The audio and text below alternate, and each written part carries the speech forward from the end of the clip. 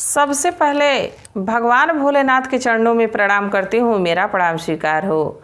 आदिशक्ति माँ भवानी गौरा के चरणों में प्रणाम करती हूँ, मेरा प्रणाम स्वीकार हो। सभी देवी देवताओं के चरणों में प्रणाम करती हूँ, मेरा प्रणाम स्वीकार हो। आप सभी गुरु भाई गुरु बहनों के चरणों में प्रणाम करती हूँ, मेरा प्रणाम स्वीकार हो। धन दौलत की चाह रखने वाला बिखर जाता है, धन दौलत की चाह रखने वाला बिखर जाता है और महादेव की चाह रखने वाला निखर जाता है। गुरु भाई गुरु बहनों, आप लोगों को अगर जो हमारी कथा अच्छी लगती है, ये वीडियो अच्छी लगे तो इसको ज़्यादा से ज़्यादा शेयर करिएगा ताकि और शिव भक्तों तक पहुंच सके। आप लोगों के सपोर्ट से ही महादेव की कथा और शिव भक्तों तक पहुंचती है। तो आप लोगों से यही निवेदन है कि कथा को ज़्यादा से ज़्यादा शेयर करिए ताकि महादेव की कथा और शिव भक्तों तक पहुंच सके। अगर जो आप लोग चैनल पे नए हैं तो सब्सक्राइब कर लीजिए ताकि जो भी वीडियो पड़े, जो भी कथा पड़े, वो आप लोगों तक आसानी से पहुंच जाए। कमेंट में महादेव का नाम ज़रूर लिखिए। महादेव का नाम लिखने से, बोलने से सारे कष्ट दूर हो जाते हैं, सारी परेशानी दूर हो जाती है। तो महादेव का नाम ज़रूर लिखिए। और कथा जब महादेव की हो रही हो, जब चर्चा महादेव की हो रही हो, तो चर्चा को पूरा ही सुनना चाहिए, कभी आधा अधूरा नहीं सुनना चाहिए। आधा अधूरा एक तो कोई ज्ञान प्राप्त नहीं होगा, दूसरा महादेव का अपमान होगा। तो प्लीज़ आप लोग कथा को पूरा सुनिएगा। देखिए, कुछ लोग बड़े अहंकारी होते हैं, उनके अंदर अहम होता है, उनके अंदर घमंड होता है, मैं होता है कि जो कर रहा हूं मैं कर रहा हूं, मेरे वजह से हमारा परिवार चल रहा है। अगर जो मैं नहीं कमाता तो हमारा परिवार नहीं खा पाता, हमारा परिवार नहीं जी पाता। उसके अंदर मैं रहता है, उसके अंदर अहंकार रहता है, घमंड रहता है। वो ये नहीं जानता है कि भगवान की मर्जी से सब चल रहा है, प्रभु के मर्जी से चल रहा है। प्रभु की मर्जी से हम इस दुनिया में आए हैं तो प्रभु की ही मर्जी हमारे जीवन में भी चलेगी। उनके मर्जी के बिना एक दिन तक, एक क्षण हम इस पृथ्वी पे नहीं रह सकते, हमारी आत्मा नहीं रह सकती है। बाकी इस बात को कुछ लोग समझते नहीं हैं। उनके अंदर यही अहंकार रहता है कि हमारे बिना हमारा परिवार नहीं चल सकता है, हमारे परिवार का कोई कार्य नहीं हो सकता है। अहंकार रहता है, घमंड रहता है। कुछ लोग भगवान को बिल्कुल नहीं मानते हैं कि भगवान क्या कर रहे हैं। अगर जो नहीं हम करेंगे तो सबको भगवान क्या भोजन की व्यवस्था करेंगे। और हम तो कहते हैं कि भगवान ही व्यवस्था करते हैं। चाहे हम खुद से रोजी रोजगार करें या हमारे परिवार के कोई सदस्य करें, सब पे भगवान की कृपा, सब पे भगवान पे की ही दया रहती है, तभी हमारे जीने का व्यवस्था होता है। और जो ये शरीर है, ये नश्वर शरीर, मिट्टी की शरीर, एक दिन मिट्टी में ही मिल जानी है। भगवान कुछ कार्य सौंप के हमको भेजे हैं कि इस कार्य को आपको पूरा करना है। तो ये भी सद्बुद्धि हमको साधु महात्माओं से, संतों से, गुरु भाइयों से, गुरु बहनों से ही मिलती है प्रेरणा कि हमारे जीवन में संघर्ष कितना है, कितनी मेहनत करनी चाहिए, कितना परिश्रम करना चाहिए, तो जीवन सुखमय हो जाएगा। ये जो शरीर है, ये भी एक तरह से समझिए तो किराए की ही कोठरी है। इसको ठीक रखने के लिए, इसको स्वस्थ रखने के लिए कितना सजाना संवारना पड़ता है। पेट को भूख लग जाती है तो भोजन की व्यवस्था करनी पड़ती है। शरीर में बेचैनी होती है, स्नान करने की व्यवस्था करनी पड़ती है। अगर जो इसमें कोई रोग लग जाए तो दवा की व्यवस्था करनी पड़ती है। तो ये तो इस शरीर का टैक्स हुआ, शरीर का किराया हुआ। बाकी जो इसमें आत्मा बैठी है उसको अगर जो हम गुरुवर से जोड़ लें, भगवान से जोड़ लें, तो यही जन्म नहीं, आने वाला जन्म का भी उद्धार हो जाएगा। प्रभु की कृपा हम पे सदा रहेगी। और मैं तो यही चाहती हूँ कि हे प्रभु, अब कभी हमारे हाथों कोई ऐसा कर्म ना कराइएगा जिससे हमारे सारे कर्मों पे पानी फिर जाए। हमको सदा ऐसी बुद्धि दीजिएगा, ऐसा ज्ञान दीजिएगा कि सद्मार्ग पे चलें, लोगों का भला करें, लोगों के साथ विनम्र भाव से रहें, कभी किसी को कटु वचन ना बोलें, अच्छे मार्ग पे चलें और अहंकार हमारे अंदर ना आए। सबसे बड़ी चीज़, अहंकार अच्छे अच्छे लोगों को ले डूबा है। अहंकार कभी ना आए। देखिए, इसी पे आधारित एक कथा मैं आप लोगों को सुना रही हूँ। कथा को पूरा सुनिएगा, जरूर इसमें से कोई ना कोई ज्ञान आपको जरूर मिलेगा। एक व्यक्ति था जिनका नाम सर्वजीत था। वो यही समझते थे कि हमारा परिवार हमारे वजह से जी रहा है, हमारे वजह से खा रहा है। हम अगर जो नहीं करेंगे कोई कार्य तो हमारा परिवार नहीं खा सकता है, भूखों मरने लगेगा, दर दर की ठोकर खाने लगेगा। क्योंकि अपने परिवार में एक वही कमाने वाला था, एक छोटा भाई था, वो पढ़ता था, माँ थी बूढ़ी हो चली थी, पत्नी, बच्चे, बहन, पिताजी, सबकी जिम्मेदारी उसी पे रहती थी। तो उसकी ये सोच थी कि ये सारे लोगों की व्यवस्था मैं ही देखता हूँ, अगर जो मैं नहीं करूँगा तो कुछ नहीं होने वाला है। हमेशा अहंकार में जीता था। एक बार उसके दिमाग में एक बात आई कि छोटा बिजनेस कर रहा हूँ, कुछ बड़ा बिजनेस करूँगा तो हमारा रुतबा और बड़ा होगा। मैं लोगों से बताता फिरूँगा कि मैं ये किया हूँ, ये मेरे बदौलत हुआ है, मेरे बिना ये हो नहीं सकता था। मतलब मैं उसके अंदर बहुत था।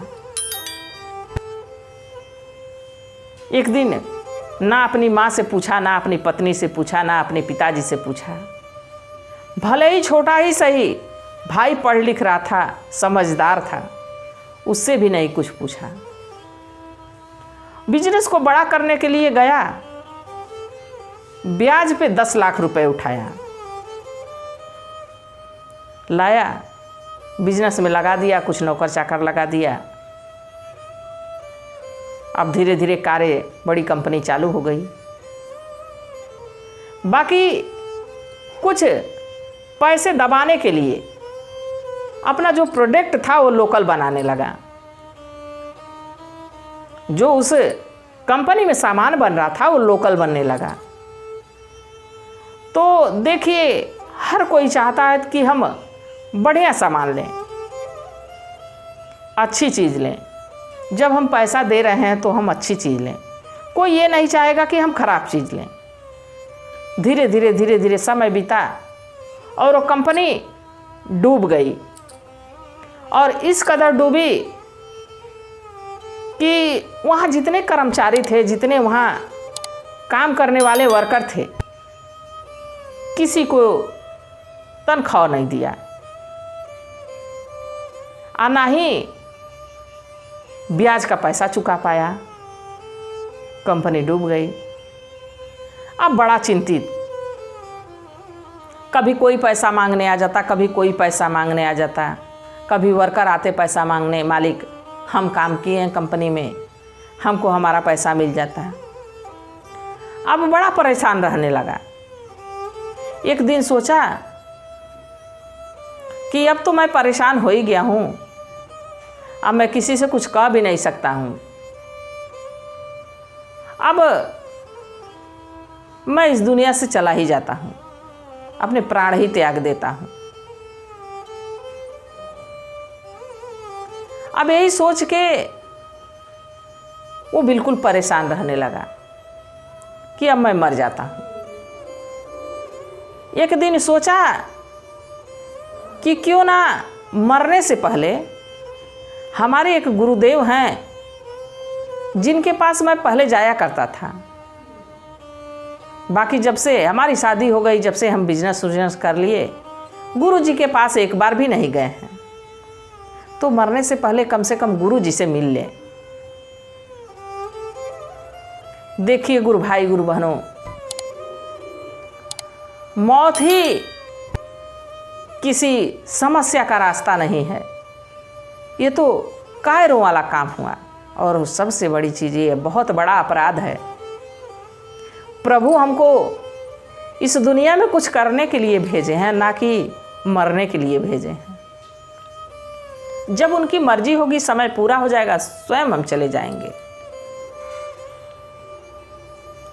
प्रभु इतनी मेहनत किए होंगे तो हमको इस दुनिया में भेजे होंगे। हम उनकी बनाई हुई चीज को नुकसान पहुंचाएं, हम कौन इसके अधिकारी हैं?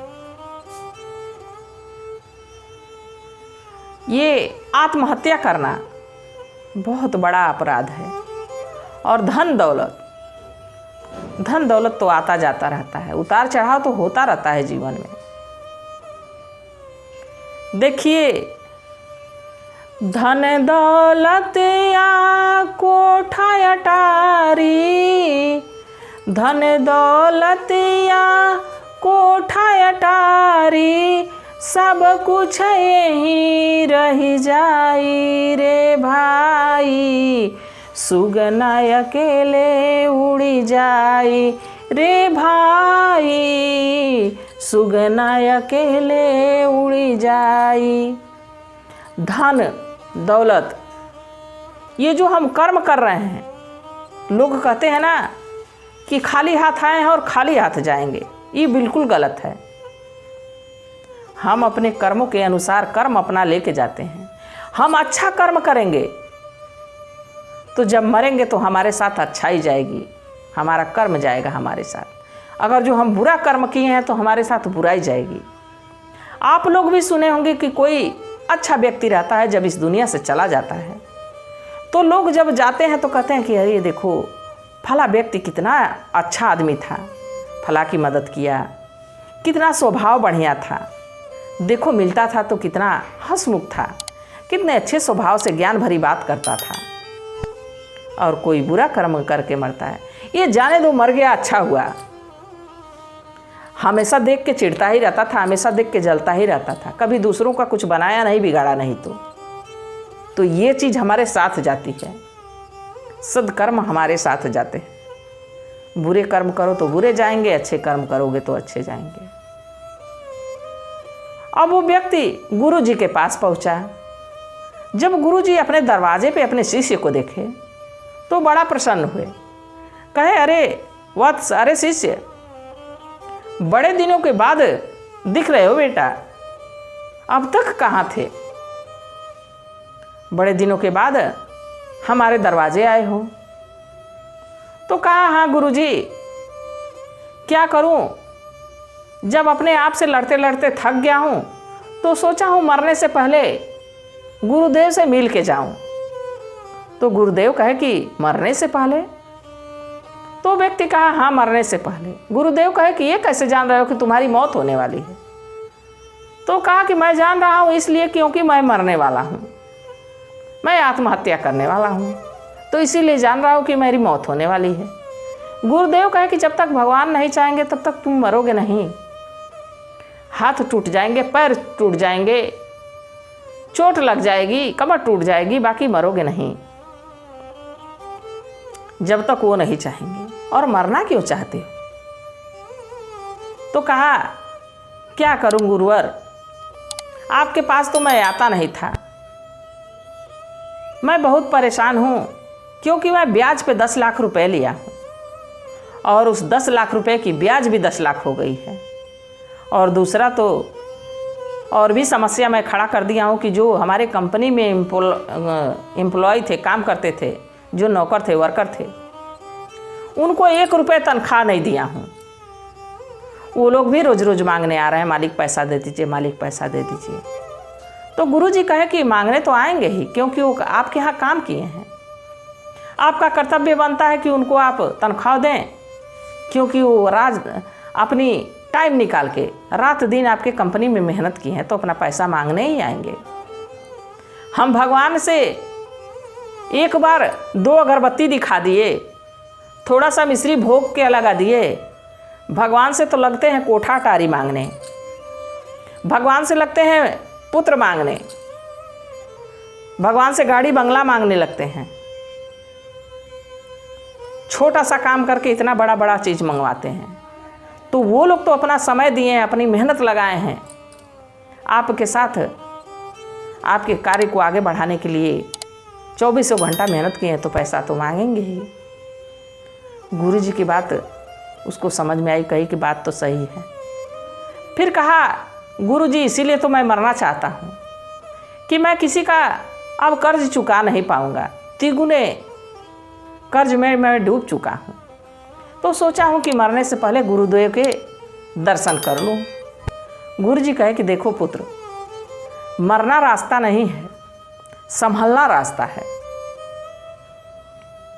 ये बताओ, तुम कंपनी चालू किए तो क्या कह के चालू किए थे? तो कहा कि मैं कंपनी जब चालू किया तो यही सोच के चालू किया कि कंपनी में मैं पैसा लगाऊंगा, पैसा 2 गुना का 4 गुना होगा, मेरा भाव और बढ़ जाएगा, मेरा रुतबा बढ़ जाएगा, मेरे सामने लोग सलाम करेंगे, मैं बड़ी कंपनी का मालिक रहूँगा, सब हमारे नीचे रहेंगे, सब हमसे छोटे रहेंगे, और आखिर हमारा घर भी तो हमारी वजह से ही चलता है। गुरुदेव कहे कि यही अहंकार तुमको ले डूबा है। जिस दिन तुम कंपनी स्टार्ट की उस दिन तुमको श्री गणेश का नाम लेके कंपनी को चालू करनी चाहिए थी, महादेव का नाम लेके चालू करना था, माता रानी का नाम लेके चालू करना था।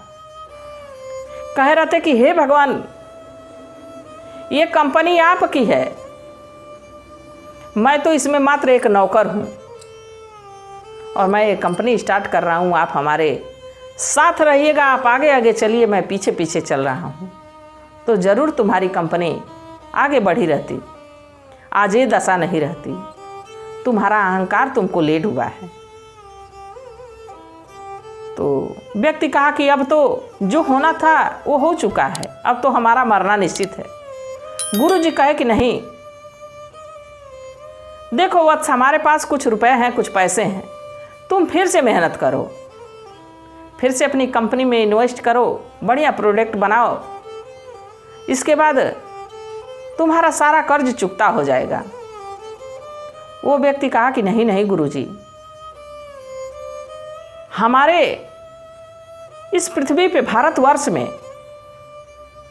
यही है कि गुरु दक्षिणा दी जाती है, ना कि गुरु से लिया जाए। ये परंपरा चलती आ रही है।